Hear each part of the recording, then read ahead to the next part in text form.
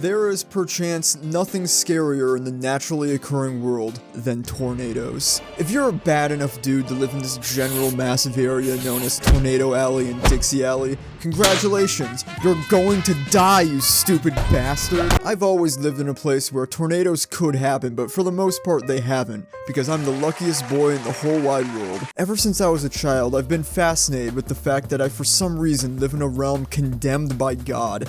And to this day, when the snow starts to melt and the warm summer wind comes blowing in, I can't help but wonder, will this be the summer we get struck by a mile-wide EF5 tornado and I get killed by a semi-truck getting thrown into my roof Donnie Darko style? And I think a lot of people share this fear, and for good reason. Tornadoes are fucking horrifying and happen all the time. Towns entirely wiped out, dozens if not hundreds of people killed. Usually without more than a few hours warning that something might happen, if that. What, is this country built on an Indian burial ground or something? But on the other hand, tornadoes are cool as hell and I want to get sucked off by one.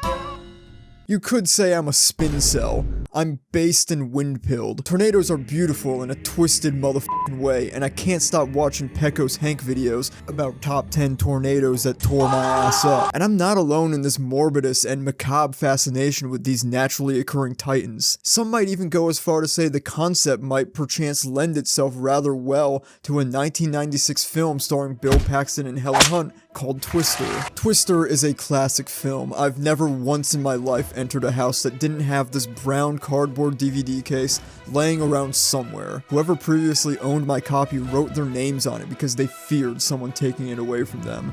But yet here I am with it anyway. Twister is an undeniably DVD core movie. I thought about buying it on Blu-ray for the sake of this video not functionally being 480p, but I feel in my heart that this is a movie that was made for a specifically DVD 4x3 tube TV experience. Also, the Blu-ray cover is blue now.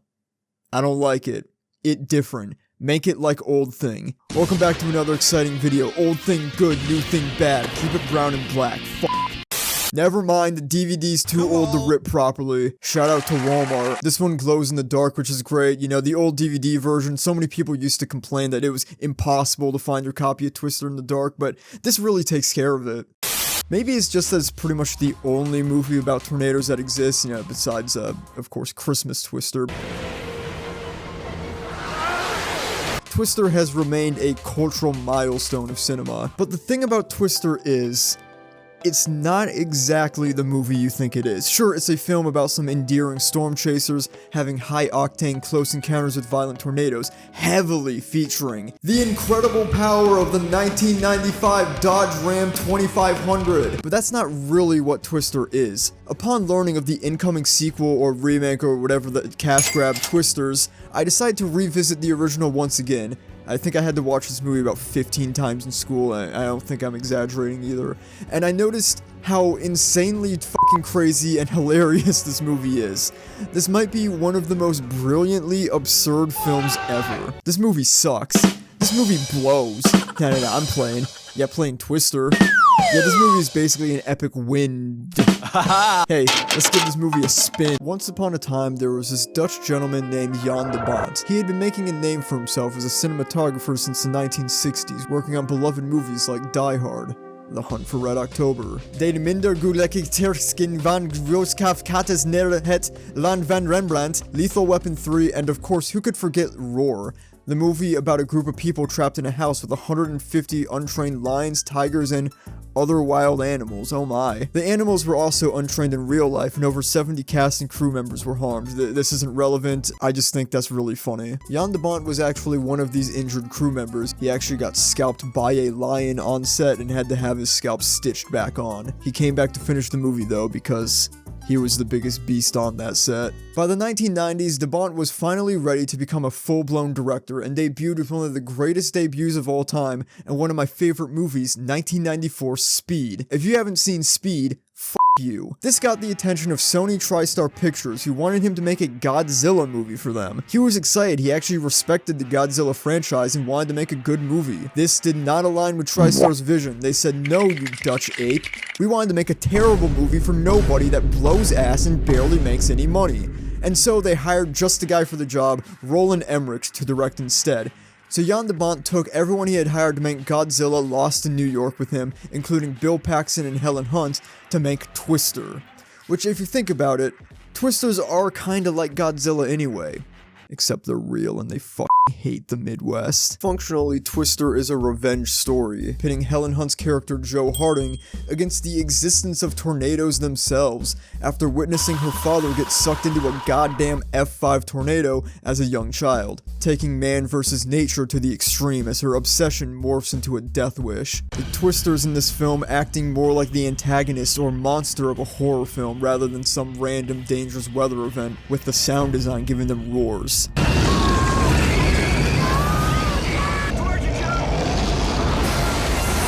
That's fucking awesome. He was gonna make his Godzilla movie no matter what. The movie is centered around Joe Harding and her soon-to-be ex-husband Bill Harding, played by Bill Paxton, who you may know from such films as Vertical Limit and Two Guns. They opted to keep his first name in the film as Bill, since that made more sense to the writers than coming up with a whole new first name for him when he already had a perfectly good first name. The Storm Chasers have a plan to even the odds of mankind against the Twister menace.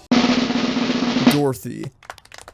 A scientific barrel full of scientific balls that, if sucked up into a tornado, could give us all sorts of scientific data that'll help us understand how tornadoes actually work and increase warning times. Or, in other words, they're hacking into the tornado. Dorothy was based on a real project called Toto, helmed by the Storm Chasers Lou Wicker and Steve Smith! But unlike the movie, Toto never actually worked, since getting into the path of a tornado is basically suicidal. You have to wait for one to form and then get in front of it, drop off the device, and then get out of there. Which in storms this unpredictable, you gotta be pretty close. Which is the same problem the movie characters run into, as the film is basically just them going from storm to storm, risking their lives to try and get these science balls into the Twister and conquer nature. Along the way, we have plenty of fun from the likes of Phillip, Seymour, Hoffman, Cameron from Ferris Bueller's Day Off. You know, it's kind of interesting if you think about it, because de Bont was going to make a Godzilla film, but Emmerich did instead, and Matthew Broderick was in that movie, and Alan Ruck is in Twister, which was made by de Bont instead of Godzilla.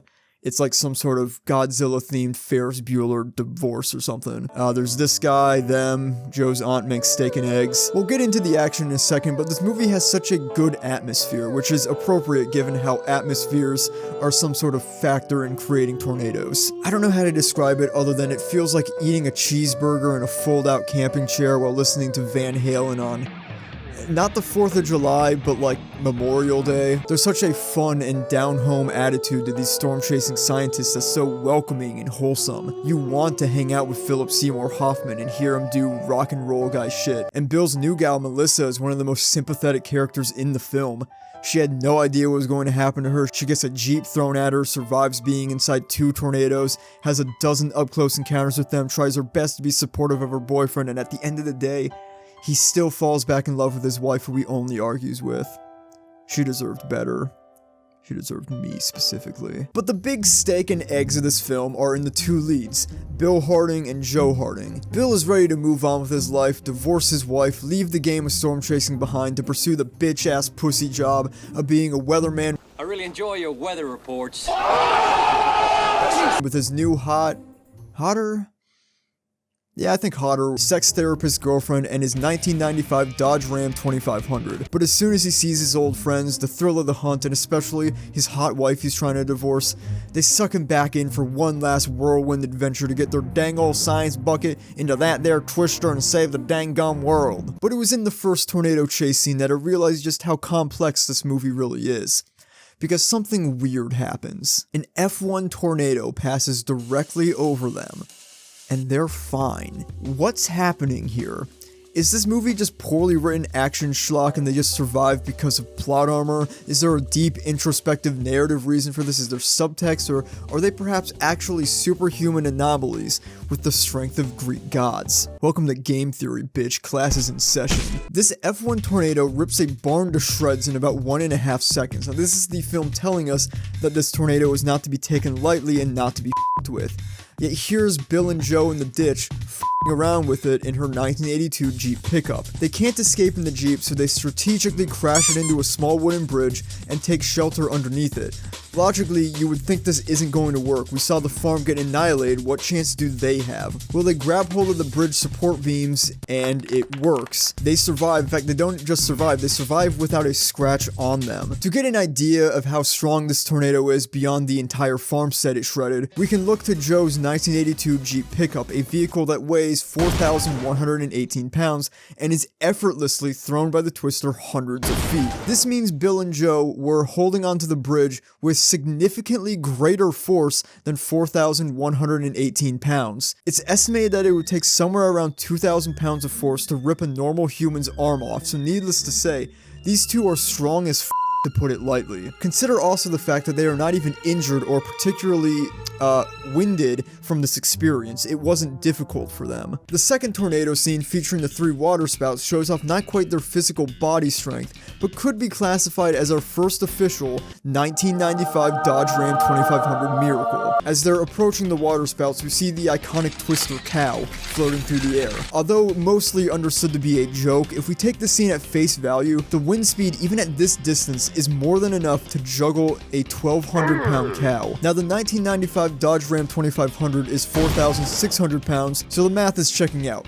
If 1,200 pounds or lower, float. If above, fine. But hold on a second, because that must mean the twisters themselves at the direct points of impact must be enacting a massively greater amount of force. I don't know how to do math, so let's just say the tornado is exerting a load of power onto the 1995 Dodge Ram 2500, yet it comes out spotless. It wasn't flung or picked up. All this tornado could manage to do is spin the car around a little bit. But is this truly a 1995 Dodge Ram 2500 miracle, or are Joe and Bill simply really dense? Like heavy dense. Later scenes will only exacerbate this question as the single most ridiculous final act in the history of cinema comes underway. I'm skipping a lot that isn't super relevant to my point, I know. The F5 scene. This thing is a demon. Absolutely massive and shown to be ridiculously powerful, as they truly are. It's throwing oil tankers and heavy farm equipment and an entire house at them. The scene where they drive through the house is a 1995 Dodge Ram 2500 miracle, by the way. That scene is hard as fuck. But here they are, like 15 feet away from an F5 tornado, running away on their legs like the F5 is Jason Voorhees, and they only need to be beyond a slash of his machete to be safe. As hilarious as this is, it also implies to us that they are more anchored to the ground somehow than any of this stuff was. The wind speeds of an F5 tornado are between 261 and 318 miles per hour.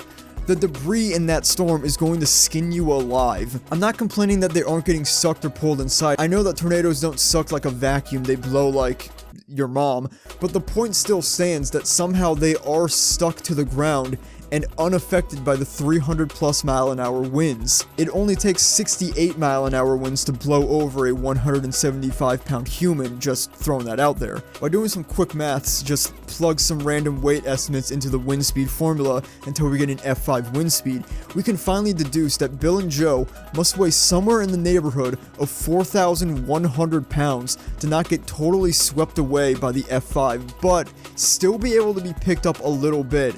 But honestly, I think they might have to weigh a lot more than 4,116 pounds, maybe closer to the 10,000 pound range, because the 1995 Dodge Ram 2500 does get picked up by the tornado. Surely they must actually weigh like a lot more than this, right? And the debris does hurt other characters in this movie. It's not trying to make you think that debris isn't dangerous. It's trying to convince you that these two are gods amongst men with skin made of diamonds and the power of the sun localized within their muscles and unterrible flesh. Man has conquered nature once and for all.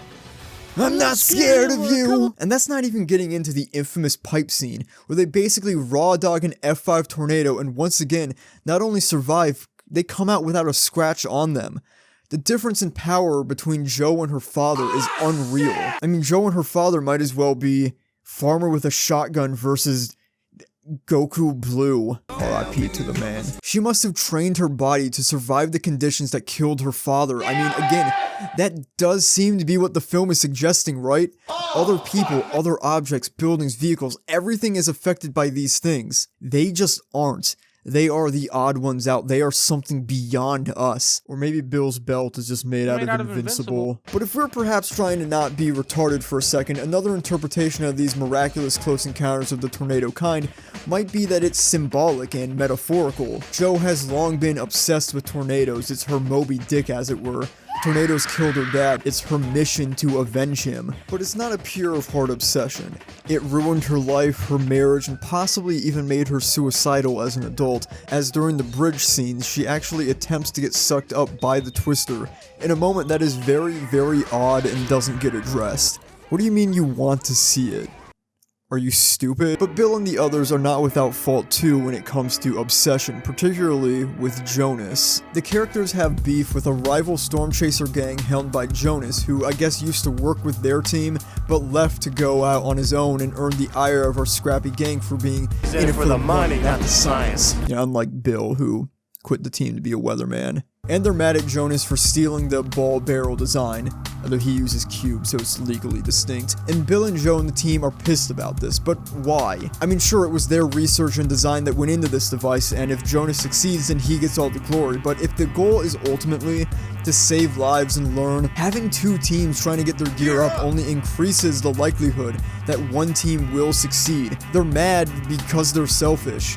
This is personal to them, and therefore anyone who might stand in their way of their perceived destiny is their enemy just as much as the tornado is. On the, Twister fan wiki on Jonas's page, the commenters say, "I have no sympathy for Jonas Miller. I'm glad he's dead. Jonas had no redeeming qualities besides being portrayed by a filthy foreigner." And so he's portrayed by a filthy foreigner, but that's one of his redeeming qualities?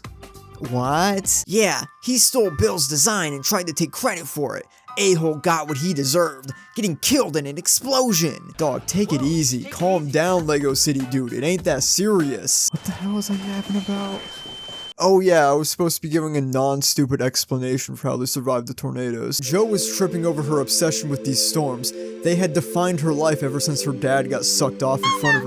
Ever since her dad got killed in front of her. Some people theorize that her father's spirit was protecting them, or maybe it's possible that since at this point they had accomplished their mission and helped people of the future fight back against tornadoes, the F5 could no longer hurt them. They weren't scared anymore. This is emphasized by the father coming out of the storm shelter with his family just after the storm ends. What happened to her family will no longer happen. Ignore the fact that their research and data was obtained 5 minutes prior and had nothing to do with his family's survival is purely symbolic. Or maybe the F5 did kill them. Maybe the scene isn't them in the center of the Twister, but rather them ascending to heaven and passing over them to awaken in the afterlife with bright blue skies, rainbows, and lush green fields. But probably not. I mean, the F1 at the beginning of the film should have killed them too, so probably best explanation truly is that they're superhuman with the power of Zeus. Although it could also be that they were saved by the power of love. When you get down to it, Twister is an interesting movie. It's pretty given that to make a fun film, you have to eschew realism and just do what you gotta do. I love Twister because it's insane. Twister is such a fun ride because of the wild implications of his action scenes, the over-the-topness and the spectacle of it, the confidence to just say, yeah, Bill, Paxton, and Helen Hunt tanked the tornado, and not make a big deal of it, not make any quips or go, whoa, did we just survive a freaking tornado? And I love that. It's so much fun to just say, f it. Let them run away from the strongest possible tornado that exists, less than 10 feet from them, just because it looks cool. And it is cool. It's cool to throw a house in one scene and then in the next say it can't pick up 2 people. I think a more grounded and serious tornado movie could work incredibly well too. One of the scariest times to be hit by a tornado is at night. You can't see it, so it's hard to tell where it is through random flashes of lightning illuminating a titanic monster hidden in the clouds. But for all I know, that movie exists and sucks shit. Twister is ridiculous, and I love it. I love anything that just owns his own absurdity. Sure, I may be laughing really hard until I cry and can't breathe, but at least I felt something. Shellac is good, tornadoes are scary, and if somehow Twisters ends up being bad, I swear to God I will probably not give a shit. I probably won't even see it in theaters, to be honest.